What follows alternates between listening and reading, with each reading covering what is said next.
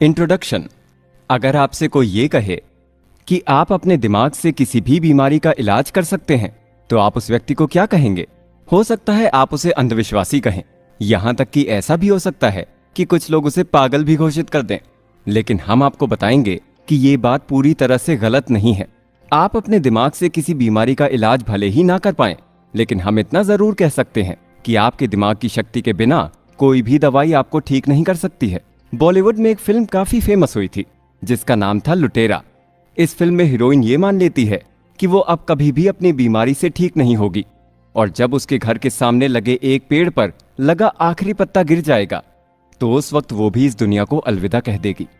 Doctors उसे ठीक करने की बहुत कोशिश करते हैं, लेकिन हर डॉक्टर अंत में यही कहता है कि जब तक मरीज खुद ठीक नहीं होना चाहे तब तक उसका इलाज किसी भी दवाई से किया जाना असंभव है। हम अपने दिमाग की ताकत को काफी अंडर एस्टिमेट करते हैं। हालांकि हमने ऐसे कई सारे एग्जाम्पल्स देखे हैं जिनके बारे में कहा जाता था कि इन्हें पूरा कर पाना असंभव है, पर हम में से ही कुछ लोगों ने इन्हीं असंभव कामों को संभव करके दिखाया, और आज भी हमारे सामने ऐसे कई एग्जाम्पल्स हैं। लेकिन हम हमेशा से ये मानते आए हैं कि इन लोगों को विशेष और गॉड गिफ्टेड ही बनाया गया है ताकि वो कुछ बड़ा कर सकें। हमने ये भी मान लिया कि हो सकता है उन लोगों का दिमाग हमसे कुछ अलग हो और इसलिए वो इन चीजों को कर पाए हों जिन्हें करने के बारे में हम कभी सोच भी नहीं पाए थे। लेकिन ये बात पूरी तरह से सच नहीं है, क्योंकि हम सबका दिमाग लगभग एक जैसा ही विकसित है। तो अगर आप किसी ऐसे एक्स्ट्राऑर्डिनरी व्यक्ति को देखते हैं जो किसी क्षेत्र में बहुत आगे जा चुका है, तो आपको ये नहीं मानना है कि उसका दिमाग अलग है। आपको बस ये ध्यान में रखना है कि उसने अपने दिमाग का आपसे ज्यादा इस्तेमाल किया है। अगर आप भी चाहें तो ऐसे ही बड़े मुकाम हासिल कर सकते हैं। जरूरत है तो आपको अपने दिमाग की शक्ति पहचानने की। तो इसलिए हमें यह जानना चाहिए कि आखिरकार दिमाग हमारे काम को किस प्रकार से प्रभावित करता है। वैसे तो दिमाग का काम सोचना और अच्छे बुरे डिसीजंस को लेना है, लेकिन यह दिमाग का एक छोटा सा हिस्सा है। पर क्या आप जानते हैं, दिमाग का एक बड़ा हिस्सा ऐसा भी है जिसके बारे में हम ज्यादा बात ही नहीं करते। दिमाग का यह हिस्सा हमारी जिंदगी को बिल्कुल अलग दिशा दे सकता है। यही हिस्सा हमारे सोचने के तरीके को तय करते हुए हमें सफल या नाकामयाब बनाता है। तो दिमाग के इसी गहरे राज को हम आपके सामने लेकर आए हैं डॉक्टर जो डिस्पेंजा की विश्व प्रसिद्ध किताब यू आर द प्लेसिबो की समरी के जरिए। ये बुक समरी आपको न सिर्फ अपने दिमाग की वास्तविक ताकत को पहचानने में मदद करेगी, बल्कि ये भी सिखाएगी कि आप किस तरह अपने दिमाग का इस्तेमाल करके जीवन में एक बेहतर मुकाम हासिल कर सकते हैं। आप ये भी जानेंगे कि कैसे हमारा दिमाग एक तरह से हमारी किस्मत लिखता है, और अगर हम इस पर पूरा कंट्रोल रख लें तो हमारी किस्मत लिखने वाले भी हम खुद ही होंगे। तो चलिए, प्लेसिबो के बारे में आपको सारी जानकारी देने के साथ साथ कुछ ऐसे लोगों की कहानी भी बताना जरूरी है जिनकी जिंदगी इस प्लेसिबो इफेक्ट ने बदल कर रख दी। अमेरिका के एक शहर में एक सैम नाम का रिटायर्ड जूते बेचने वाला व्यक्ति रहा करता था, जिसकी उम्र करीब 70 साल की होगी। उसकी जिंदगी में हेल्थ से जुड़ी कभी कोई भी समस्या नहीं थी, लेकिन एक दिन अचानक से उसे ये एहसास हुआ कि उसे चीजों को निगलने में काफी तकलीफ होती है। जब वो डॉक्टर के पास गया तो पता लगा कि उसके गले में कैंसर है। ये बात साल 1970 की है और उस वक्त कैंसर का कोई भी इलाज मौजूद नहीं था। जब सैम को ये बात पता चली तो वो पूरी तरह से टूट गया और ये मान बैठा कि अब उसका अंत नजदीक आ चुका है और उसके पास अब इस दुनिया को देखने के लिए बहुत ही कम वक्त बचा है। डॉक्टर ने सैम से कहा कि वो उसकी जान बचाने की एक आखिरी कोशिश कर सकते हैं और इसके लिए सैम को सर्जरी करानी पड़ेगी। पर सर्जरी के बाद सैम को एक और बुरी खबर मिली। उसे बताया गया कि उसका ये कैंसर लिवर में भी फैल चुका है। अब सैम पूरी तरह से निराश हो चुका था और उसके अंदर जिंदा रहने की कोई उम्मीद नहीं बची थी। वो अपनी पत्नी के साथ एक नए शहर में शिफ्ट हो गया और एक नए डॉक्टर के पास इलाज के लिए जाने लगा। ये नया डॉक्टर एक अलग किस्म का व्यक्ति था जो सैम से हमेशा मुस्कुराकर बात करता और उसे हमेशा कहता कि वो ठीक हो जाएगा। इस डॉक्टर से मिलने के बाद से सैम काफी बेहतर महसूस करने लगा था। डॉक्टर और सैम काफी करीब आ गए थे और वो दोनों एक दूसरे के साथ अपनी जिंदगी की बातें किया करते। एक दिन उस डॉक्टर ने सैम से पूछा कि क्या कोई ऐसी चीज है जो तुम चाहते हो कि मैं तुम्हारे लिए करूं? तो सैम ने कहा कि वो अपनी जिंदगी का आखिरी क्रिसमस सेलिब्रेट करना चाहता है और इसलिए उसने डॉक्टर से रिक्वेस्ट की कि वो कैसे भी करके उसे क्रिसमस तक जिंदा रखने की कोशिश करें। तो उस डॉक्टर ने सैम से वादा किया कि वो जरूर क्रिसमस तक उसे जिंदा रखेंगे। इस घटना के बाद सैम काफी बेहतर महसूस कर रहा था और उसकी हालत में काफी सुधार दिख रहा था। अब उसका खाना पीना भी काफी हद तक ठीक हो चुका था। लेकिन क्रिसमस के एक हफ्ते बाद सैम की तबीयत फिर खराब हो गई। डॉक्टर को कुछ समझ नहीं आ रहा था कि कल तक सैम काफी अच्छा खासा था, पर अचानक से उसे ऐसा क्या हो गया जो उसकी तबीयत इतनी खराब हो गई। डॉक्टर ने जब जांच की तब जांच में ऐसा कुछ भी अलग सामने नहीं आया और 24 घंटों के अंदर सारी कोशिशों के बावजूद सैम की मौत हो गई। अब आप सोच रहे होंगे कि इस तरह तो कैंसर से हजारों लोगों की मौत होती है, तो इस केस में ऐसा क्या खास है जो इसके बारे में हम इतनी बातें कर रहे हैं। दरअसल सैम की मौत के बाद जब उसके शरीर की ऑटोप्सी की गई तो उसमें पाया गया कि उसे कैंसर था ही नहीं। उसके लिवर में बस एक छोटी सी गांठ थी और ये गांठ भी इतनी खतरनाक नहीं थी जिसकी वजह से उसकी मौत हो जाए। इस घटना ने डॉक्टर को यह समझाया कि किसी मरीज का ठीक होना या ना होना दवाइयों के साथ साथ उसके विश्वास पर भी डिपेंड करता है। सैम ने यह मान लिया था कि वो केवल क्रिसमस तक ही जिंदा रहेगा, क्योंकि डॉक्टर ने उसे कहा था कि वो क्रिसमस तक उसे जिंदा रख लेंगे।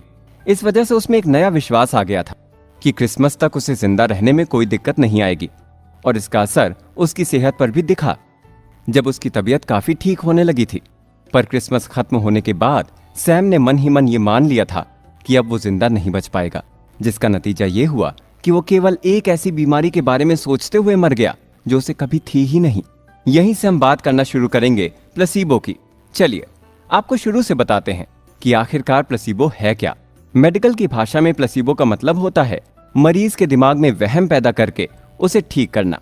कई बार ऐसा देखा गया है कि व्यक्ति खुद ही अपने आप से हार जाता है और ऐसी हालत में वो कभी ठीक ही नहीं हो पाता। यही वो समय है जब प्लेसीबो अपना काम शुरू करता है। जब कोई डॉक्टर मरीज से लगातार ये कहे कि वो तो बिल्कुल ठीक है और जल्दी ही उसे हॉस्पिटल से डिस्चार्ज कर दिया जाएगा, तो इसका उस मरीज के दिमाग पर एक पॉजिटिव असर होता है और ये असर उसके दिमाग पर इतना गहरा पड़ता है कि वो धीरे धीरे ठीक भी होने लगता है। इसी को हम प्लेसीबो कहते हैं। हमारा सोचने का तरीका हमारी हेल्थ को बहुत ज्यादा प्रभावित करता है और ये बात कई बार अलग अलग रिसर्च में साबित भी हो चुकी है। यहाँ तक कि हम कितने साल तक जिएंगे ये इसको भी काफी हद तक अफेक्ट करता है। इसे एक एग्जाम्पल की मदद से आपको समझाते हैं। मेयो क्लिनिक में साल 2002 में एक रिसर्च पूरी की गई जो करीब 30 साल पहले शुरू की गई थी। इस रिसर्च में करीब 447 लोगों ने हिस्सा लिया और 30 सालों तक उनसे लगातार उनकी हेल्थ के बारे में पूछा गया। इस रिसर्च के अंत में वैज्ञानिकों को ये बात पता लगी कि वो लोग ज्यादा समय तक जिंदा रह रहे थे जो ऑप्टिमिस्टिक थे। ऑप्टिमिस्टिक को हम आसान भाषा में एक आशावादी आदमी कह सकते हैं। ये एक ऐसा इंसान होता है जो किसी भी कंडीशन में हमेशा पॉजिटिव रहने के साथ साथ हर मुश्किल से मुश्किल हालात में उम्मीद की एक किरण ढूंढ ही लेता है। इस रिसर्च में ये पाया गया कि ऑप्टिमिस्टिक लोगों के ज्यादा जीने के आसार 90% से भी अधिक हैं। ऐसा इसलिए क्योंकि हमारा दिमाग हमारे शरीर को पूरी तरह से कंट्रोल करता है और अगर हमारा दिमाग लगातार ये सोचता रहे कि हमारा लंबे समय तक जीना संभव नहीं, तो ऐसे में वो इस शरीर को बचाने की ज्यादा कोशिश भी नहीं करता है। जब भी कोई बीमारी शरीर में आती है तो दिमाग में एक बात पहले से ही सेट हो जाती है कि वो ज्यादा लंबे समय तक नहीं जिएगा। दिमाग के कंट्रोल करने की बात को आप एक और एग्जाम्पल से समझ सकते हैं। नेशनल कैंसर इंस्टीट्यूट के एक रिसर्च में ये पाया गया कि जितने लोगों की कीमोथेरेपी की जाती है उनमें से लगभग 30% लोग कीमोथेरेपी का सिर्फ नाम ही सुनकर उल्टी कर देते हैं। पर क्या आप जानते हैं कि ये वही लोग हैं जो कैंसर से अब रिकवर हो चुके हैं? भले ही कीमोथेरेपी अब उनके जीवन का हिस्सा नहीं है, लेकिन इसके बावजूद भी उनके सामने अगर कोई कीमोथेरेपी की बात भी करता है तो उन्हें उल्टी होने लगती है। कुछ ऐसे पेशेंट्स भी हैं जो अगर कभी फिर से हॉस्पिटल भी जाएं तो उनका जी घबराने लगता है और उन्हें उल्टियां होने लगती हैं।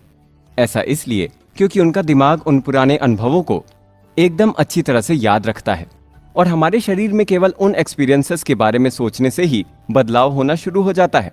तो देखा आपने कि दिमाग की ताकत इतनी है कि वो किसी चीज का असर तब भी दिखा सकता है जब वो चीज असल में आपके अंदर हो ही ना।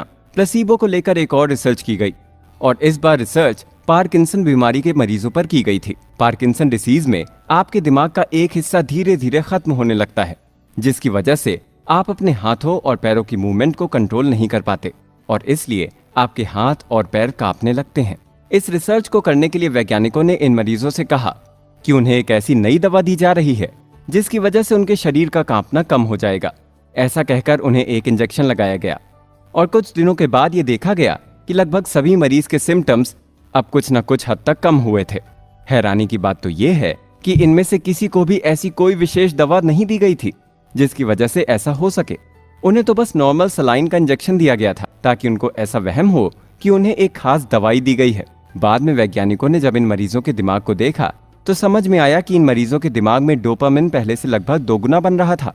ज्यादातर इतने डोपामिन को पैदा करने के लिए आपको एक दवाई का बड़ा और स्ट्रॉन्ग डोज देना पड़ता है। ये प्लेसिबो इफेक्ट ही था जिसकी वजह से दिमाग उस चीज को पैदा करने लगा जिसे पैदा करने के लिए एक मरीज को कई सारी दवाइयां देनी पड़ती है। प्लेसिबो इफेक्ट के बारे में ऐसी कई सारी रिसर्च हो चुकी है जिनमें यह पाया गया कि दिमाग उन हार्मोन्स को ज्यादा पैदा करने लग गया जिन्हें पैदा करने के लिए नॉर्मली किसी भी मरीज को कई सारी दवाइयां देनी पड़ती हैं। हमें ये समझना होगा कि आज कई सारी बीमारियां ऐसी हैं जो पूरी तरह से हमारे दिमाग के कंट्रोल में है। जैसे कि कुछ लोगों को डायबिटीज इसलिए होता है क्योंकि उनके पैनक्रियाज ने इंसुलिन पैदा करना या तो कम कर दिया है या फिर बंद ही कर दिया है। ये समझना जरूरी है कि इंसुलिन पैदा करने का ये प्रोसेस भी दिमाग पर ही डिपेंड करता है। अगर इस दिमाग पर इंसुलिन पैदा करने का जोर डालें तो शायद प्लेसिबो इफेक्ट के चलते हमें एक डायबिटिक पेशेंट के अंदर भी सुधार देखने को मिल जाए। पर इसके लिए पहली शर्त यह है कि उस पेशेंट का पैंक्रिया सही हालत में होना चाहिए। केवल तब ही हम दिमाग के जरिए इंसुलिन पैदा करने का असर उस पर डाल सकते हैं। प्लेसिबो का इतिहास। हमने पिछले एपिसोड में ये जाना कि किस तरह प्लेसिबो इफेक्ट की मदद से मरीजों के जीवन में पॉजिटिव बदलाव लाया गया। हमने ये भी देखा कि कैसे अलग अलग रिसर्च में भी प्लेसिबो का ये असर पेशेंट्स पर हुआ। चलिए अब हम जानते हैं कि आखिरकार कैसे पहली बार ये चीज लोगों के सामने आई और किसने पहली बार इस चीज को नोटिस किया। दूसरे विश्व युद्ध के दौरान एक अमेरिकी सर्जन हेनरी युद्ध में घायल लोगों का इलाज करने का काम किया करते थे, पर एक बार उनके पास मॉर्फिन दवाई खत्म हो गई। मॉर्फिन वो दवा है जिसे एक मरीज को देने के बाद उसे दर्द का पता ही नहीं चलता। हेनरी को ये बात पता थी कि अगर उसने बिना मॉर्फिन दिए किसी का इलाज किया तो पेशेंट दर्द के चलते शॉक में चला जाएगा और इससे उसकी मौत भी हो सकती है। उसने नर्स को कहा कि वो पेशेंट को एक नॉर्मल सलाइन का इंजेक्शन लगा दे और उससे कहे कि उसे मॉर्फिन दे दिया गया है। जैसे ही पेशेंट को मॉर्फिन का झूठा इंजेक्शन लगाया गया वो शांत होने लगा और ऐसे व्यवहार करने लगा जैसे कि उसे सच में मॉर्फिन दी गई है। इसके बाद हेनरी ने उस पेशेंट का ऑपरेशन भी किया और वो ठीक भी हो गया। हालांकि उसे दर्द तो हुआ था लेकिन तब भी उस दर्द को उसने बिना ज्यादा तकलीफ के सहन कर लिया और शौक में भी नहीं गया। हेनरी को इस बात को लेकर बहुत हैरानी हुई कि आखिरकार कैसे एक मामूली इंजेक्शन इंसान के दिमाग में इतना वहम पैदा कर सकता है कि उसे ऑपरेशन जितना भयंकर दर्द भी महसूस ना हो। इस घटना के बाद हेनरी के पास जब भी मॉर्फिन खत्म हुई उसने यही प्रोसीजर बार बार दोहराया। वो पेशेंट को एक नॉर्मल सलाइन का इंजेक्शन देता और उन्हें कहता कि उसे मॉर्फिन दे दिया गया है और इस तरह उसने बिना मॉर्फिन के ही कई सारी सर्जरीज कर दी। साल 1955 में हेनरी ने अपना एक रिसर्च पेपर पब्लिश किया जिसमें उसने ये बात की कि किस तरह हमारे थॉट और बिलीफ सिस्टम से हम फिजिकल रियलिटी को बदल सकते हैं। ये बात तो तय है कि हेनरी से पहले भी कई सारे लोगों के जीवन में इस चीज से फर्क आया होगा। हो सकता है कि आपकी जिंदगी में भी कभी कोई ऐसी घटना हुई हो जब आपके ऊपर भी प्लेसिबो इफेक्ट ने अपना असर दिखाया हो। इसका सबसे बेहतर एग्जाम्पल एक छोटा बच्चा है। जब एक छोटे बच्चे को चोट लगती है तो पहले कुछ सेकंड तो वो चुप रहता है और जब घर वाले उसे चोट लगने पर कुछ करने लगे या उसकी चोट लगी हुई जगह पर मालिश करने लगे तो बच्चा रोना शुरू कर देता है। बच्चे को ये बात पता होती है कि उसके घर वाले ऐसा उसके साथ तब करते हैं जब उसे कभी दर्द होता हो। तो अगर कभी उसके घर वाले ऐसा करते हैं तो इसका मतलब ये है कि जरूर उसे दर्द हो रहा होगा, भले ही उसे दर्द ना हो रहा हो। इस तरह से वो दर्द को महसूस करके रोना शुरू कर देता है। तो हमारे कहने का मतलब ये है कि प्लेसिबो इफेक्ट सदियों से हमारे बीच में मौजूद है, लेकिन इसके बारे में गहरी रिसर्च 20वीं सदी में आकर ही शुरू हुई और आज भी इसके ऊपर लगातार रिसर्च जारी है कि कैसे हमारा बिलीफ सिस्टम हमारे शरीर पर इतना ज्यादा असर दिखा सकता है। भारत में ज्यादातर लोग साईं बाबा की कहानी जानते हैं कि कैसे वो अपने बीमार भक्तों को एक विभूति देते थे और उससे उनकी बीमारी ठीक हो जाती थी। उन भक्तों को साईं बाबा पर इतना विश्वास था कि वो मन ही मन इस बात को मान लेते कि इस विभूति को अपने सर पर लगाने से वो ठीक हो जाएंगे। हिंदू धर्म के अलावा क्रिश्चियनिटी में भी ऐसे कई एग्जाम्पल्स दिखेंगे जहां केवल विश्वास के चलते लोगों ने बड़े बड़े चमत्कार होते देखे हैं। आज भी वैज्ञानिक प्लेसिबो इफेक्ट की लिमिट के बारे में सोचने में लगे हुए हैं।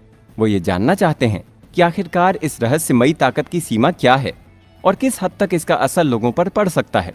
आपको ये जानकर हैरानी होगी कि आज कैंसर जैसी बड़ी बीमारी में भी प्लेसिबो इफेक्ट का बहुत बड़ा रोल है और इसलिए कैंसर के मरीज को डॉक्टर हमेशा पॉजिटिव रहने की सलाह देते हैं। चलिए अब हम प्लेसिबो का उल्टा यानी कि नसीबो के बारे में बात करते हुए ये जानने की कोशिश करते हैं कि ये हमारे शरीर पर किस तरह का असर करता है। अलग अलग सिविलाइजेशन की पुरानी कहानियों में एक बात जो सबसे कॉमन है वो ये कि उन सब में श्राप देने की कहानियां बहुत मशहूर होती हैं। इन कहानियों में हमने कई बार ये देखा है कि किस तरह एक धार्मिक इंसान दूसरों पर नाराज होकर उन्हें श्राप देता है और जिसकी वजह से उस इंसान की तबीयत इतनी बिगड़ जाती है कि वो धीरे धीरे मरने लग जाता है। इतना ही नहीं, इस बीमारी का इलाज कोई भी डॉक्टर नहीं कर पाता। साल 1940 में एक फिजियोलॉजिस्ट वॉल्टर ब्रेडफोर्ड ने इन कहानियों पर काम करना शुरू किया और अपनी इस रिसर्च से उन्होंने समझा कि किस तरह हमारा शरीर और हमारे इमोशन हमें बीमार करने के साथ साथ हमें ठीक भी कर सकते हैं। वॉल्टर का मानना था कि पुरानी कहानियों में लोगों के बीमार पड़ने की वजह केवल और केवल उनके खुद के विचार थे। वो ऐसा मान चुके थे कि क्योंकि उन्हें श्राप दिया गया है तो उनके साथ जरूर कुछ न कुछ बुरा ही होगा। साल 1960 में इस तरह की चीजों को नसीबो कहा गया था। नसीबो इफेक्ट प्लेसीबो इफेक्ट का ठीक उल्टा है। जहां प्लेसीबो इफेक्ट में आदमी पॉजिटिव बातें सुनकर ठीक हो जाता है, तो वहीं नसीबो इफेक्ट में एक हेल्दी आदमी भी किसी की नेगेटिव बातें सुनकर बीमार पड़ जाता है। हालांकि नसीबो इफेक्ट पर रिसर्च बहुत कम हुए हैं, क्योंकि इस रिसर्च के लिए किसी न किसी इंसान को अपनी हेल्थ को खतरे में डालना पड़ सकता है। लेकिन तब भी साल 1962 में एक एक्सपेरिमेंट किया गया। जापान में कुछ बच्चे ऐसे थे जिनको एक खास पेड़ की पत्ती से एलर्जी थी। रिसर्च करने वाले लोगों ने इन बच्चों के हाथों पर उस पत्ती को रगड़ा और उन्हें बताया कि ये पत्ती उन्हें कोई नुकसान नहीं करेगी। इस रिसर्च में देखा गया कि उन 13 में से 11 बच्चों के हाथों पर किसी तरह का एलर्जिक रिएक्शन नहीं हुआ। तो एक बार फिर से हमारे सामने सवाल आता है कि आखिरकार ऐसा कैसे हो गया। वैज्ञानिकों ने इसी एक्सपेरिमेंट को आगे बढ़ाया और एक बार और बच्चों के हाथों पर एक पत्ते को रगड़ा, लेकिन इस बार ये एक सामान्य पत्ता था और वैज्ञानिकों ने उन बच्चों से कहा कि ये एलर्जी पैदा करने वाला पत्ता है और उन्हें वहां पर हैरान कर देने वाले नतीजे मिले। वैज्ञानिकों ने देखा कि लगभग सभी बच्चों में एलर्जिक रिएक्शन पाए गए, भले ही वो असल में किसी जहरीले पत्ते के कांटेक्ट में नहीं आए थे। हमारे लिए ये बात बहुत हैरान कर देने वाली है कि हमारा दिमाग इतना ताकतवर होता है। लेकिन आज हमारे पास इन चीजों को साबित करने के लिए बहुत सारे सबूत हैं, क्योंकि हम हमारी जिंदगी में भी ऐसे अनुभव कई बार करते हैं। अब हमारे सामने सवाल आता है कि आखिरकार ये होता कैसे है। प्लेसीबो इफेक्ट हमारे दिमाग में ऐसा क्या करता है जिसकी वजह से हमें ऐसे नतीजे देखने को मिलते हैं।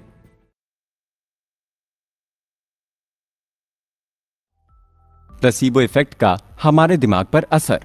हमारे पिछले 2 एपिसोड्स में जहां हमने देखा कि प्लेसीबो इफेक्ट किन सिचुएशंस में काम करता है, तो वहीं हमने प्लेसीबो इफेक्ट का ठीक उल्टा नसीबो इफेक्ट के बारे में भी जाना। तो अब हम अपने इस सफर पर आगे बढ़ते हुए ये समझने की कोशिश करते हैं कि आखिरकार ये चीजें हमारे दिमाग को कैसे असर करती हैं। ऐसे क्या कारण हैं जिसकी वजह से ये इतने ताकतवर हो जाते हैं। दरअसल हमारा दिमाग हमारे पूरे जीवन के दौरान अलग अलग एक्सपीरियंस को कलेक्ट करने के साथ ही उन्हें याद भी रख लेता है। जैसे अगर आपको कभी सरदर्द होता है और आप एस्पिरिन लेते हैं, तो अगली बार जब भी आपको सरदर्द होगा तो आपका दिमाग आपको उसी एस्पिरिन की तरफ ले जाने की कोशिश करेगा। प्लेसीबो इफेक्ट को भी आप ऐसे ही कुछ समझ सकते हैं। इसे हम एसोसिएटिव मेमोरी कहते हैं। और अगर हम इस प्रोसेस को बार बार करते रहें तो एक वक्त ऐसा आएगा जब आपको एस्पिरिन लेने की जरूरत ही नहीं पड़ेगी। आप एस्पिरिन की जगह अगर कोई भी उसके जैसी दिखने वाली टैबलेट ले लेंगे तो भी आपको ऐसा लगेगा कि आपका दर्द कम हो चुका है। ऐसा होने का कारण है एक्सपेक्टेशन, यानी कि उम्मीद, जो प्लेसीबो इफेक्ट का एक सबसे जरूरी पार्ट है। हम जब भी कोई चीज करते हैं तो हमें उसके एक नतीजे की उम्मीद होती है। ये बात सबको पता है कि अगर आप आग को हाथ में लेंगे तो आपका हाथ जल जाएगा। जब आप सर्दियों में ठंडे पानी से नहाते हैं तो आप नहाने से ठीक पहले आपके शरीर में उस ठंड को फील कर सकते हैं, क्योंकि आपके शरीर को इसका पहले से एक्सपीरियंस है। आपके दिमाग को पता है कि इस ठंडे पानी से उसे कैसा लगने वाला है। ठीक उसी तरह जब आप एस्पिरिन लेते हैं तो आपका दिमाग ये मानने लगता है कि इसका असर उसे जरूर दिखेगा, यानी कि उसे ऐसी उम्मीद होती है कि ये टैबलेट उसके दर्द को कम कर देगी। ऐसे कई एग्जाम्पल्स आर्थराइटिस के मरीजों में भी बहुत बार देखे गए हैं। डॉक्टरों ने जब भी इन मरीजों को कोई नई दवाई दी और उनसे कहा कि ये दवा बिल्कुल अलग है और उनके दर्द में तुरंत असर दिखाने के साथ साथ उनके दर्द को कम भी करेगी, तो ऐसा पाया गया कि 90% से भी अधिक मरीजों ने ये कहा कि नई दवाई के चलते ही उनका दर्द कम हुआ है। चलिए अब हम आपको आपके दिमाग के अंदर ले चलते हैं और समझते हैं कि ये सारी चीजें आखिरकार होती कैसे हैं। शुरुआत करते हैं कंडीशनिंग से, यानी कि जब भी आपके साथ कुछ अलग होता है तो उसका सिग्नल आपके दिमाग में जाता है और आपका दिमाग उस सिग्नल का एक रिस्पॉन्स देता है। ये रिस्पॉन्स कभी आपको फायदा पहुंचाता है तो कभी नुकसान। कौन सा रिस्पॉन्स फायदा पहुंचाएगा और कौन सा नुकसान, आपका दिमाग अपने पुराने एक्सपीरियंस से ये डिसाइड करता है। एक छोटा बच्चा जिसे ये मालूम नहीं कि आग में हाथ डालने या किसी गर्म चीज को छूने से उसे चोट लग सकती है, तो वो उसे छूने लगता है। लेकिन एक बार जब उसे चोट लग जाती है तो उसके बाद उसका दिमाग कभी भी उसको ये नहीं कहता कि वो गर्म चीज को हाथ लगाए। यानी कि हमारे दिमाग का रिस्पॉन्स हमें रिवॉर्ड देने के साथ साथ नुकसान भी पहुंचा सकता है। जब आप किसी चीज को अपने दिमाग में मान लेते हैं तो दिमाग वैसे ही केमिकल पैदा करता है जैसा उस चीज के असल में होने पर करता। यानी कि अगर आप ये मान लें कि आपने सिरदर्द की टैबलेट खाई है तो आपका दिमाग ये मान लेगा कि आपने सच में ये टैबलेट ली है, और आपका दिमाग उन सभी केमिकल्स को पैदा करेगा जो एस्पिरिन टैबलेट लेने से होता है। हमारा ये समझना जरूरी है कि हमारे शरीर के द्वारा निकाले गए केमिकल्स हमारे शरीर के बीमार होने और हेल्दी होने में बहुत अहम भूमिका निभाते हैं, और इसलिए इन केमिकल का रोल बहुत ही जरूरी हो जाता है। प्लेसिबो इफेक्ट इन्हीं केमिकल्स पर असर डालता है। प्लेसिबो इफेक्ट का एक और हिस्सा ये होता है कि जब हम किसी चीज के बारे में जितना ज्यादा इंफॉर्मेशन लेते हैं, प्लेसिबो इफेक्ट उतना ही ज्यादा दिखता है। मान लीजिए आपने एस्पिरिन टैबलेट के अलग अलग फायदे पढ़े हैं। आपने देखा कि एस्पिरिन कितनी देर में सिर दर्द पर असर करना शुरू कर देती है। आपको ये भी पता है कि एस्पिरिन टैबलेट का असर कितनी देर रहता है, और आपने ये भी जान लिया कि एस्पिरिन टैबलेट लगभग हर तरह के सर दर्द पर असर करती है। तो अब ये होगा कि आप अगर कोई दूसरी टैबलेट भी लेंगे जो एस्पिरिन नहीं है, तब भी आपका दिमाग इस तरह से बिहेव करेगा जैसे कि आपने वही टैबलेट ली है, और उसकी मैकेनिज्म भी एस्पिरिन की तरह ही हो जाएगी। अब एक अहम सवाल ये पैदा होता है कि हम हर रोज 90,000 अलग अलग विचारों के बारे में सोचते हैं, तो ऐसा कैसे संभव है कि दिमाग को हर विचार का एक्सपीरियंस हो जाए और प्लेसिबो इफेक्ट हर जगह अपना असर दिखाए? तो अब आपको ये समझना होगा कि हमारे दिमाग में जो 90,000 विचार हर रोज आते हैं, उनमें से 90% हर दिन रिपीट होते हैं। जैसे हमारे सोने का तरीका, हमारे उठने का वक्त, हमारे नहाने का तरीका और हमारे खाने का तरीका, ये सब हर दिन हमारे रूटीन में होते हैं, और इससे हम हर दिन एक जैसी चीजें करते हैं, जिसकी वजह से हमारा बिहेवियर भी रिपीट होने लगता है। और ये रिपीटिंग बिहेवियर एक ही तरह का एक्सपीरियंस पैदा करता है, जिससे हमारे अंदर रोज एक ही तरह के इमोशंस पैदा होते हैं जो प्लेसिबो इफेक्ट को चलाते हैं। प्लेसिबो इफेक्ट का हमारी बॉडी पर असर।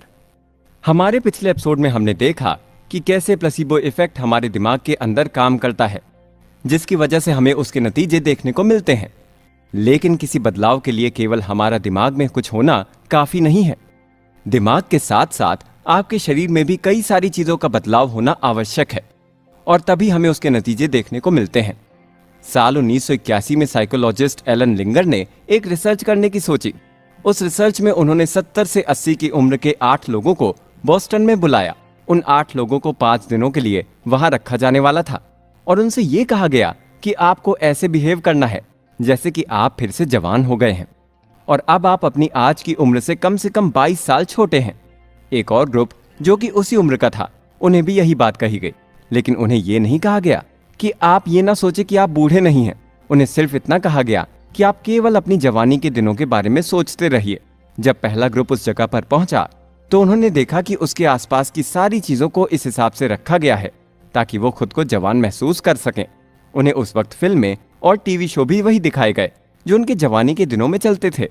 उनके आपस की बातें भी ऐसी प्रकार की ही होती थीं। इस ग्रुप के लोग देश दुनिया के बारे में वही बातें किया करते जो उनके जवानी के दिनों में घटी थीं। 5 दिनों के बाद वैज्ञानिकों ने उनके कुछ मेजरमेंट्स लिए और पाया कि पहला ग्रुप दूसरे ग्रुप की तुलना में काफी इंप्रूवमेंट दिखा रहा था। इन लोगों के वजन और चलने के तरीके में काफी बदलाव आ गया था, और वो अब ज्यादा बेहतर तरीके से चल पा रहे थे। उनके घुटनों का दर्द भी काफी कम हो गया। साथ ही उनकी आंखों की रोशनी, सुनने की क्षमता भी बेहतर हो गई थी। इतना ही नहीं, उनकी याददाश्त भी तेज हो गई थी। और इस रिसर्च का नतीजा ये निकला कि ये लोग इन 5 दिनों में कंपैरेटिवली जवान हुए हैं। लेकिन सवाल उठता है कि ये आखिर हुआ कैसे? यहाँ पर इन सभी लोगों ने अपने दिमाग को ये समझा दिया था कि वो अब जवान है, तो उनके शरीर ने भी उनके दिमाग की मदद से वैसे केमिकल पैदा करने शुरू किए जो उनके जवानी के दिनों में पैदा हुआ करते थे। आप शायद ये जानते हैं कि हमारे शरीर में हार्मोन का हमारी जवानी और बुढ़ापे से बड़ा जरूरी संबंध होता है। ये हार्मोन हमारी ग्रोथ और हमारे व्यवहार को बहुत ज्यादा इफेक्ट करते हैं। समय के साथ साथ इन हार्मोन के लेवल में बदलाव आने लगता है। इसलिए जब बुढ़ापे के वक्त भी उन लोगों ने अपने आप को ये समझाया कि वो जवान है, तो उनके दिमाग ने ये मान लिया कि वो वाकई में जवान है, और वो हार्मोन जो जवानी में पैदा होते हैं वो भी उनके अंदर अब ज्यादा पैदा होने लग गया था। लेकिन इन हार्मोन के ज्यादा पैदा होने में जिस चीज का सबसे बड़ा योगदान है वो है हमारा जीन। ये जीन ना केवल हार्मोन बल्कि हमारे शरीर में होने वाले लगभग हर चीज को कंट्रोल करते हैं। तो चलिए इन जीन्स के बारे में हम आपको असर हमारे शरीर पर बहुत पड़ता है, और हमने पिछले एपिसोड में देखा है कि कैसे हमारे विचार हमारे डीएनए को भी इफेक्ट करते हैं। तो एक तरह से हम अपने शरीर के इंजीनियर खुद ही हैं। आपको याद होगा पिछले एपिसोड में हमने आपको बताया था कि बाहरी एटमॉस्फेयर से जीन बदल जाते हैं। जिस तरह पहाड़ों में असर हमारे शरीर पर बहुत पड़ता है, और हमने पिछले एपिसोड में देखा है कि कैसे हमारे विचार हमारे डीएनए को भी इफेक्ट करते हैं। तो एक तरह से हम अपने शरीर के इंजीनियर खुद ही हैं। आपको याद होगा पिछले एपिसोड में हमने आपको बताया था कि बाहरी एटमॉस्फेयर से जीन बदल जाते हैं। जिस तरह पहाड़ों में रहने वाले जानवरों के बाल लंबे होते हैं, क्या हम भी अपने जीवन को इस तरह से ट्रेन कर सकते हैं कि व्यक्ति पहाड़ों में ना रहता हो उसके भी बाल लंबे हों? यानी कि क्या ऐसा संभव है कि बगैर बाहरी सिचुएशन को बदले हम अपने जीन के अंदर बदलाव कर दें? हमारे इस एपिसोड में हम इसी बात के बारे में चर्चा करेंगे। आपको जानकर हैरानी होगी, लेकिन ऐसा संभव है अगर आपकी मेंटल प्रैक्टिस इतनी ज्यादा हो कि आपका दिमाग आपके अपने थॉट्स पर ज्यादा ध्यान दे बजाय बाहरी वातावरण के। तो ऐसे में आपका डीएनए और जीन भी उसी तरह से बदलने लगेंगे, और उसके अंदर ऐसे बदलाव आने लगेंगे जिस तरह के थॉट्स आप अपने दिमाग में सोच रहे हो, और इस प्लेसिबो इफेक्ट के चलते आप एक नए तरह के इंसान बन जाएंगे, वो भी बिना किसी एनवायरनमेंट में बदलाव के। लेकिन इसके लिए मेंटल प्रैक्टिस की बहुत जरूरत होती है। इसमें आपको अपनी आंखें बंद करके लगातार एक काम को करते हुए ये सोचना है कि आप इस बदलाव के बाद कैसे होंगे। साथ ही साथ आप अपने उस रूप के बारे में भी सोचिए जिस तरह के आप नहीं होना चाहते हैं। ऐसे में इस प्रक्रिया के दौरान आप अपने भविष्य के काम के बारे में भी सोचते हैं। आप ये भी सोचते हैं कि आप उस लक्ष्य तक कैसे पहुंचेंगे, और धीरे धीरे आप अपने अंदर बदलाव देखने लगेंगे। चलिए इस मेंटल प्रैक्टिस या रिहर्सल के बारे में थोड़ा और समझते हैं। मेंटल रिहर्सल में आप एक सपना देखते हैं या अपने गोल के बारे में सोचते हैं, और आप इसके बारे में तब तक सोचते रहते हैं जब तक कि ये आपसे फैमिलियर ना हो जाए। जैसे जैसे आप अपने दिमाग को ऐसी ट्रेनिंग देते रहेंगे वैसे वैसे आपका दिमाग भी उस सिचुएशन में रहने के लिए आपके शरीर को तैयार करता रहेगा, और आपके डीएनए में भी बदलाव आने लगेंगे। आपके लगातार फ्यूचर के बारे में सोचने से आपके अंदर उस समय का इमोशन भी आ जाता है, और उस इमोशन के चलते आपका रोज का लुक भी बदलने लगता है, और यही जीन आपको आपके लक्ष्य तक पहुंचाने में मदद करेंगे। अब आपका शरीर और दिमाग धीरे धीरे वैसा बनने लगता है जैसा आप उसे बनाना चाहते थे। इसका कारण ये है कि हमारे शरीर को असली एक्सपीरियंस और केवल एक भ्रम के बीच में अंतर करने का तरीका नहीं पता है। अगर आप लगातार ये सोचते हैं कि आपको सर्दी लग रही है तो आपका दिमाग इस बात को मान लेगा, और आपका शरीर वैसे ही रिएक्ट करने लगेगा जैसे सच में आपको सर्दी लग रही हो। फ्यूचर के अपने रूप के बारे में सोचते समय आपको अपने पुराने वर्जन को धीरे धीरे भुलाना ही होगा। जब आप दिमाग को हर वक्त ये बताएंगे कि आप अपने आप को बदलना चाहते हैं और अपने पुराने रूप को धीरे धीरे छोड़ रहे हैं, तो एक वक्त ऐसा आएगा जब आपके दिमाग के पास आपकी पुरानी बॉडी और दिमाग का कोई रिकॉर्ड ही नहीं बचेगा। अगर आप एक बार भी ऐसा करने में सफल हो जाते हैं तो आप खुद प्लेसिबो बन चुके होंगे। मेंटल रिहर्सल की ऐसी कई सारी सक्सेसफुल कहानियां हैं जो आपको जरूर जाननी चाहिए। ऐसी ही एक कहानी वियतनाम के एक जेल की है, जहां पर एक कैदी हर रोज अपने दिमाग में गोल्फ खेलता और हर दिन ये इमेजिन करता कि वो गोल्फ के अंदर एक परफेक्ट शॉट मार रहा है। जेल से बाहर आने के बाद जब वो गोल्फ खेलता है तो अपने पहले ही शॉट में वो एक परफेक्ट शॉट लगाता है। जब उससे पूछा गया कि बिना प्रैक्टिस के उसने ये कैसे किया, तो उसने कहा कि उसने प्रैक्टिस तो की थी पर केवल अपने दिमाग में। ऐसा ही एक एग्जाम्पल है सोवियत ह्यूमन राइट एक्टिविस्ट नतान शरांस्की का। नतान को सोवियत सरकार ने अमेरिका का जासूस मानते हुए जेल में कैद कर लिया था। उनके ऊपर लगाया गया ये आरोप कभी भी साबित नहीं हो सका था, लेकिन इसके बावजूद उन्हें करीब 9 सालों तक जेल में रखा गया, और उसमें से करीब 400 दिनों तक उन्हें एक काल कोठरी में रखा गया जो कि बहुत ही छोटी थी, और उसके अंदर का टेम्परेचर बहुत कम था, जिसकी वजह से अंदर काफी ठंड थी। उस दौरान नतान लगातार अपने दिमाग में खुद के साथ चेस खेला करते और खुद ही अपने ओपोनेंट का रोल निभाया करते। इस तरह से वो धीरे धीरे अपने चेस में बहुत बेहतर हो गए।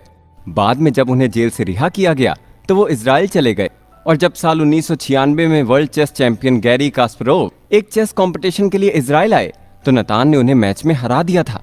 मेंटल रिहर्सल के कई और भी एग्जांपल्स हमारे पास हैं, जिनमें से कुछ नामी एथलीट भी हैं जिनका ये कहना है कि रेस से पहले वो हमेशा अपने दिमाग में उस रेस के बारे में सोचते और खुद को ट्रेन करते हैं। ऐसा करने से धीरे धीरे वो उसमें बेहतर होते जाते हैं। बास्केटबॉल चैंपियन माइकल जॉर्डन भी इस टेक्निक को फॉलो किया करते थे। वो अपने हर मैच से पहले अपनी सारी स्ट्रेटजी को अपने दिमाग में सोचा करते और कोर्ट पर भी वैसे ही खेलते थे जैसा उन्होंने अपने दिमाग में सोचा था। इन सभी एग्जाम्पल से आपको मेंटल रिहर्सल के बारे में एक सबूत मिलता है कि फिजिकल प्रैक्टिस के साथ साथ मेंटल प्रैक्टिस भी कितनी ज्यादा जरूरी होती है। इन सब लोगों के अंदर एक खास बात यह है कि इन सब ने अपने बाहरी एनवायरनमेंट को अपने दिमाग से पूरी तरह से निकाल दिया। जब ये लोग अपनी मेंटल रिहर्सल कर रहे थे तब मेंटली वो लोग एक अलग ही माहौल में मौजूद थे। नतान जब अपनी कालकोठरी में मेंटल चेस की प्रैक्टिस कर रहे थे तब वो अपने दिमाग को यही बोलते थे कि वो जेल में नहीं बल्कि अपने ओपोनेंट के सामने चेस खेल रहे हैं। धीरे धीरे उनका दिमाग भी इस चीज को मानने लगा और इस तरह से उन्होंने चेस के वर्ल्ड चैंपियन को भी हरा दिया। तो इसी तरह आप भी अपने दिमाग को बिना बाहरी एनवायरनमेंट को बदले मेंटल रिहर्सल या प्रैक्टिस के जरिए इस तरह से बना सकते हैं कि आपका डीएनए भी धीरे धीरे बदलने लग जाएगा और अंत में इसका नतीजा आपके शरीर पर दिखने लगेगा। यानी कि हम ये कह सकते हैं कि आपके विचार ही आपकी किस्मत को तय करते हैं। सबकॉन्शियस ब्रेन और प्लेसिबो इफेक्ट। न्यूयॉर्क सिटी में 36 साल का एक आदमी इवान सैंटियागो एक 5 स्टार होटल के आगे चुपचाप खड़ा था। उसके साथ में कई सारे मीडिया के लोग कैमरा लिए हुए खड़े थे, लेकिन सैंटियागो उनमें से एक नहीं था। उसने अपना हाथ अपने पास रखे एक बैग में डाल रखा था और उस बैग में एक पिस्टल थी। सब मीडिया वाले लोग वहां इसलिए खड़े थे क्योंकि वहां पर एक फॉरेन डिग्निटरी आने वाला था जो उस होटल से निकलकर सामने खड़ी कार में बैठकर जाने वाला था। जैसे ही वो फॉरेन डिग्निटरी होटल से बाहर निकला सब कैमरा वाले लोग उसकी फोटो निकालने लग गए।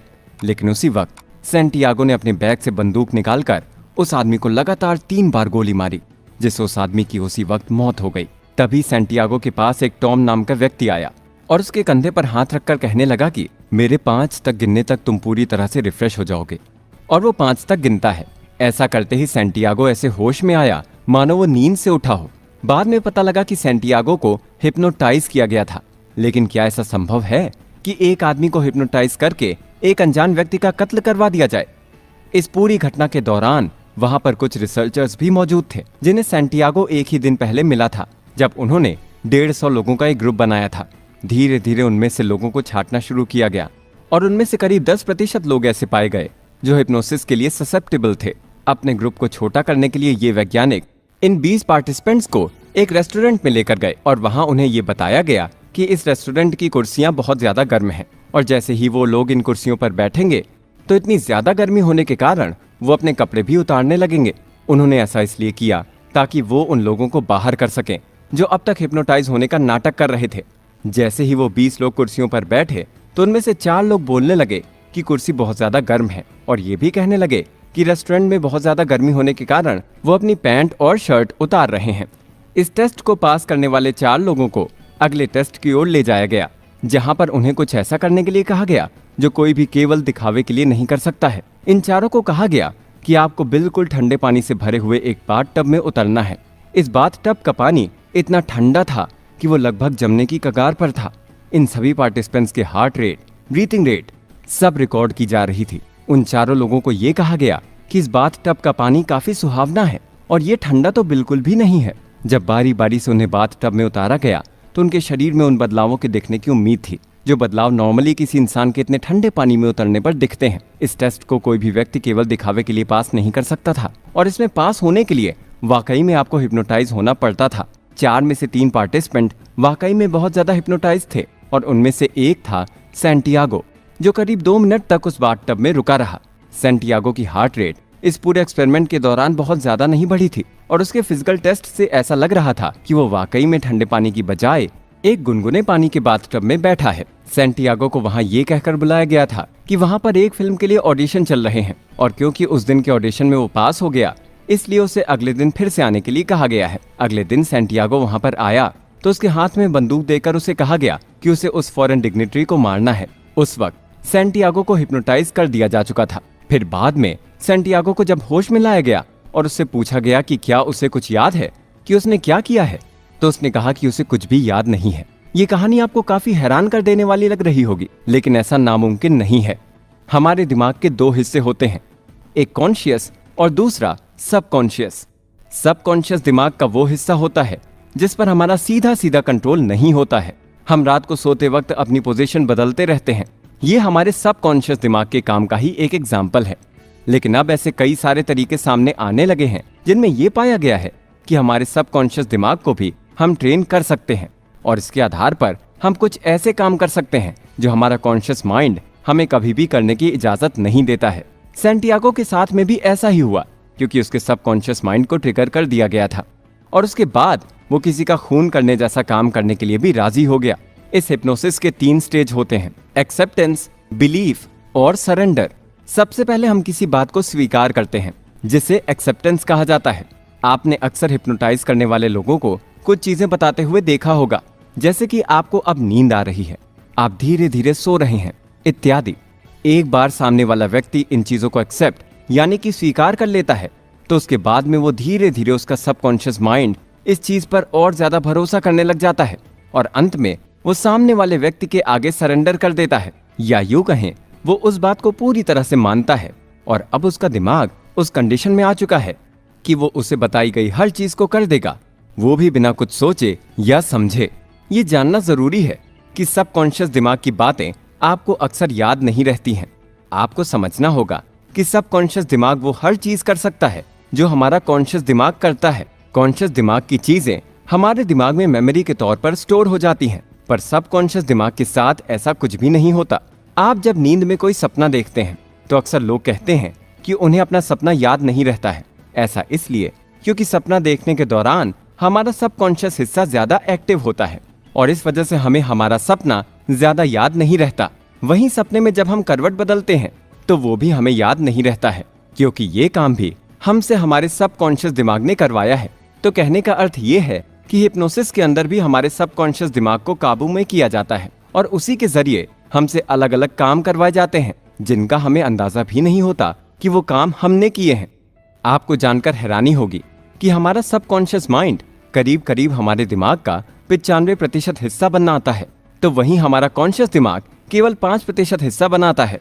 तो ऐसे में अगर हमने अपने सबकॉन्शियस दिमाग को अपने काबू में कर लिया तो हम अपनी जिंदगी को 95% तक हमारे अपने अनुसार चला सकते हैं। और यही हमारे इस एपिसोड का सार है कि हमें हमारे सबकॉन्शियस माइंड पर भी प्लेसिबो इफेक्ट का इस्तेमाल करना है। एटीट्यूड, बिलीफ और परसेप्शन। इंडोनेशिया में जकार्ता पार्क के अंदर आपको अक्सर कुछ लोग एक करतब दिखाते हुए नजर आएंगे। इसमें एक 12 साल का लड़का भी शामिल है जो कांच को खाता और उसे निगल भी लेता है और आज भी वो ये काम कर रहा है।